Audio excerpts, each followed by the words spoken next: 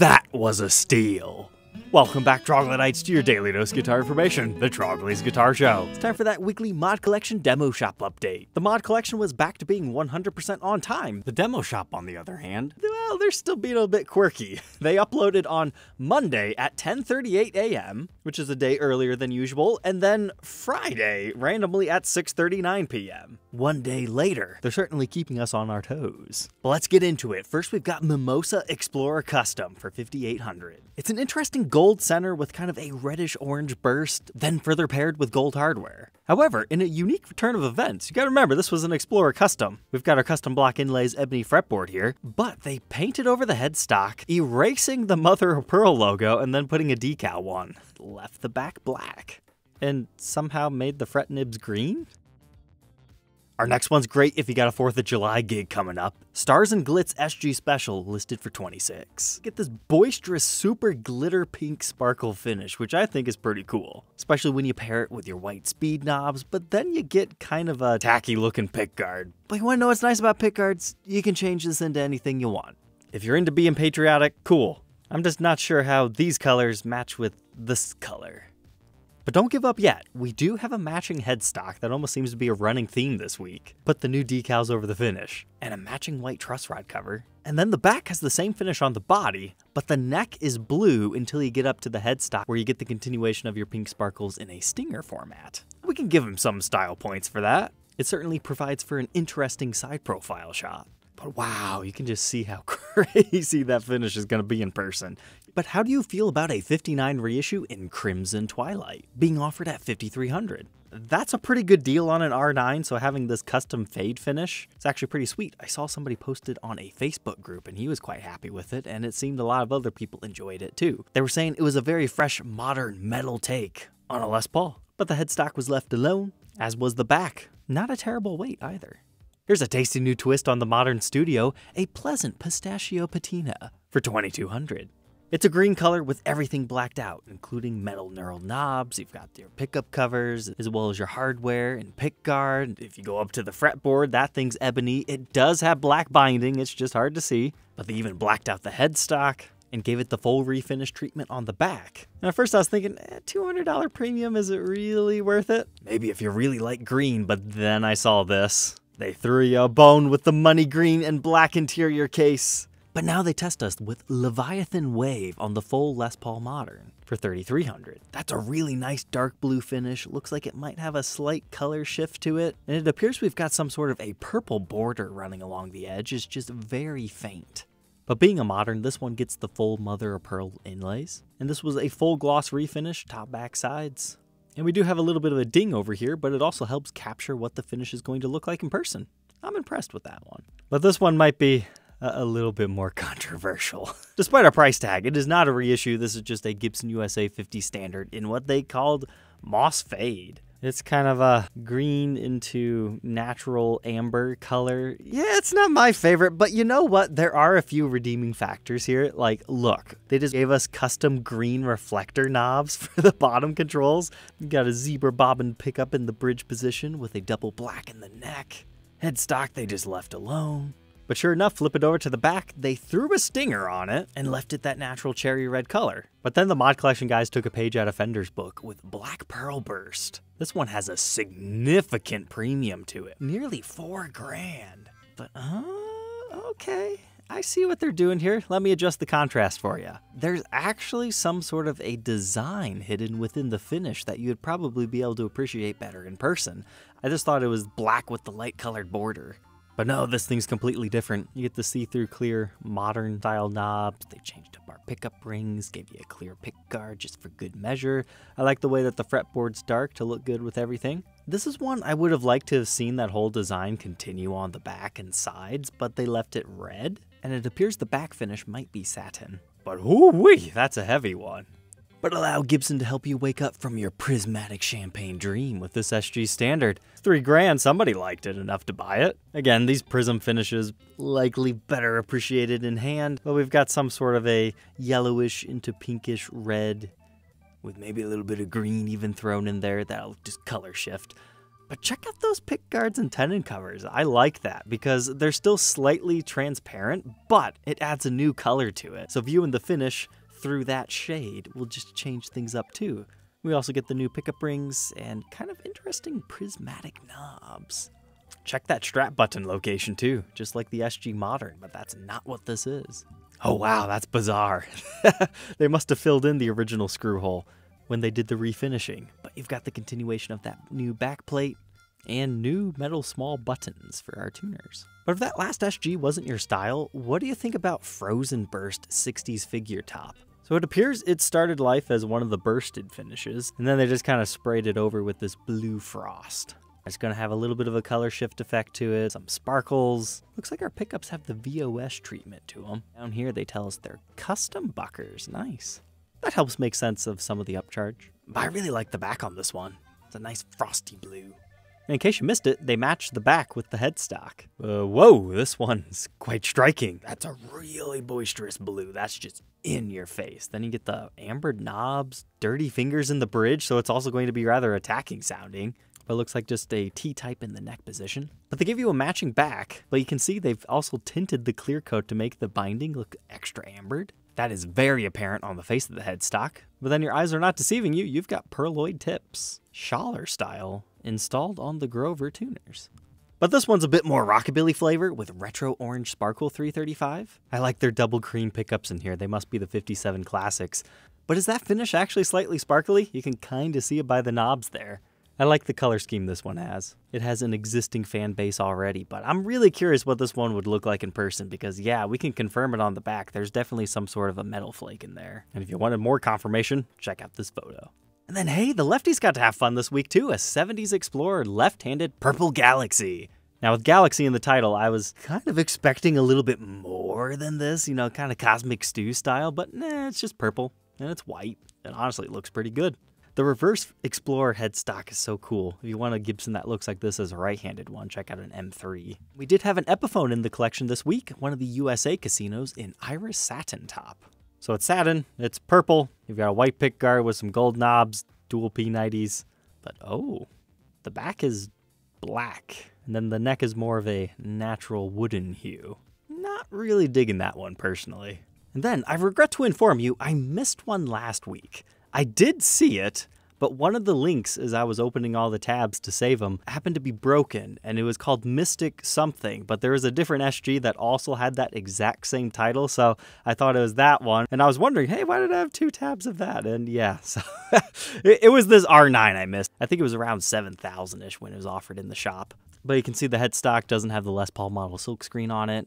It was upgraded to golden Grovers, locking Grovers. Looks like Demo Shop serial 106 or 8. And has this interesting kind of bursted pattern on the back, like just the heel has that darker color, whereas the rest of the neck is a bit more of a natural coloring. But it was a very nice, flamey, almost into quilt territory top. That's kind of like a faded denim blue, but then they have a pearlescent coat over top of it that has a bit more saturated colors, you know, purples and the light aqua blues. It is certainly a cool one. That's currently listed on Reverb for 10 grand. Although, if we can believe his title of 7.9 pounds, that is very light for a solid body reissue. So that wraps up stateside. Now let's check out the European mod collection. They had a 345 in satin ivy metallic, listed for 4,000 euros. I mean, it's got an uncovered bridge pickup. It's got that whole dulled grade finish to it. Same thing on the back. Then we had a little bit more loud 70s copper metallic flying V, blacked out vibe going on for 2,700. This one they called Shark Fin 70s Explorer, but this one has that pearloid pickguard, some dirty fingers in the bridge pickup position. Kind of reminds me of the beach activity blue that we've seen before. We also had a Sovereign Sparkle 70s V, which nearly looks slightly pinkish, I'm not sure. But it also has the matching headstock and the full matching back of the body. But by far the best one this week was Toasted Marshmallow Burst, listed at 6,400 euro. It's this interesting kind of dirty natural with white sprayed over top of it. It's not a traditional finish in the slightest, but since they accessorized it to play off the white and they gave it the nickel hardware, it works pretty well. Certainly doesn't hurt to have a beautiful flame top with some mineral streaks in it too. But at first glance you might just think, boring white back, they ruined it. But no, my friends, they didn't. It's TV white. You can still see the wood grain through it, which was just the absolute perfect chef's kiss to this. It gives it a natural earthy feel, which matches what the top is like. And this photo angle confirms it's not a cheap, nasty satin finish either. It's a full gloss, it's just the visual appeal. There are trans white Supremes that look kinda close to this. It looks like this, kind of an acquired taste. But here, they did the continuation of the same finish on the back, which I don't feel pulls off the vibe as well as the TV white. But if you just fell in love with what you see, but you don't have an insane budget, maybe look up one of these old Les Paul signature tees. It doesn't have the TV white back, but it still has that kind of natural burst in the center. On Reverb right now, $2,400 will buy you one. But if you wait around, you can find them a lot cheaper. If you have to have translucent white burst in your life. But now our demo shops, we gotta start with the European side of things because holy cow, 2 fantastic deals.